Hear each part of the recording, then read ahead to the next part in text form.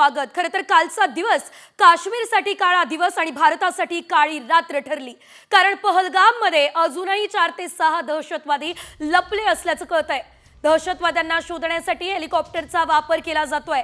साधारणतः 27 ते 29 जणांचा मृत्यूकाल झालाय आणि आता जर आपण बघितलं तर अद्यापही 4 ते 6 दहशतवादी लपले असल्याची माहिती आहे। दहशतवाद्यांना शोधण्यासाठी विशेष हेलिकॉप्टर सध्या काश्मीरमध्ये फिरतंय, रेकी केली जाते।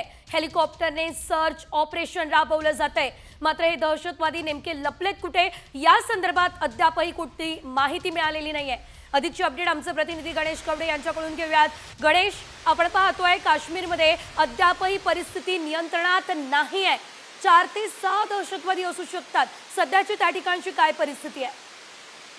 नक्कीच जेव्हापासून खरं तर ही घटना घडली आणि तेव्हापासून खरं तर हे सर्च ऑपरेशन सुरू केलेलं आहे। मात्र आता विशेष विमानाच्या माध्यमातून देखील आहे ते सर्च ऑपरेशन सुरू केलेलं पाहायला मिळतंय, कारण की त्या सगळ्या परिसरामध्ये दहशतवादी लपल्याचं देखील बघितलं जातंय। आणि त्याचबरोबर महाराष्ट्रातले यामध्ये गेलेले 6 पर्यटक आहेत, त्याचबरोबर इतर जे महाराष्ट्रातले पर्यटक आहेत त्यांचा देखील आहे ते सुरक्षित ठिकाणी हलवलं जातं आहे, कारण की सर्व पर्यटकांची आपल्या राज्यामध्ये आहे ते सुरक्षित पाठवण्यासाठी पुन्हा एकदा लवकरात लवकर पाठवावे अशी मागणी आहे ती होताना पाहायला मिळते। त्यामुळे देखील एक प्रयत्न केले जात आहेत।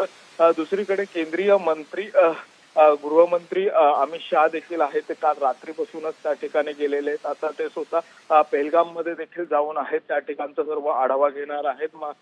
परंतु ज्या पद्धतीने हा ठिकाणी हल्ला झाला आणि त्या ठिकाणचा जो काही भाग आहे आणि या भागांमध्ये हे दहशतवादी आहेत ते लपले असल्याचं सांगितलं जात आहे आणि त्याचमुळे हे कुठेतरी सर्च ऑपरेशन आहे ते सुरू आहे। आणि या सर्च ऑपरेशन मध्ये काही आतंकवादी मिळतात का हे देखील बघितलं जात आहे। विशेष करून NIA ची टीम देखील आहे ती आता त्या ठिकाणी जाऊन या ठिकाणचं सर्च ऑपरेशन केलं जाणार आहे। त्यामुळे सगळ्याच यंत्रणा आहेत त्या कामाला लागलेल्या पाहायला मिळतात। मोठ्या संख्येने पर्यटक आहेत जम्मू काश्मीरमध्ये जातात। 360 कलम हटवल्यापासून खरं तर पर्यटकांची संख्या देखील आहे त्या भागामध्ये मोठ्या प्रमाणामध्ये वाढली होती आणि कुठेतरी आता त्या परिणाम आहे तो पर्यटकांवर होऊ नये ह्याचा देखील एक सरकारकडून विचार केला जाताना पाहायला मिळतोय, कारण की जर अशा पद्धतीचे दहशतवादी हल्ले जर झाले तर पर्यटकांची संख्या कुठेतरी कमी होऊ शकते। त्यासाठी देखील सुरक्षेच्या दृष्टीने विशेष उपाययोजना। अगदीच गणेश, धन्यवाद दिलेल्या सर्व सविस्तर अपडेटसाठी। खरं तर या हल्ल्यासंदर्भातली सर्व अपडेट पुढे देखील जाणून घ्यायचीच आहे, मात्र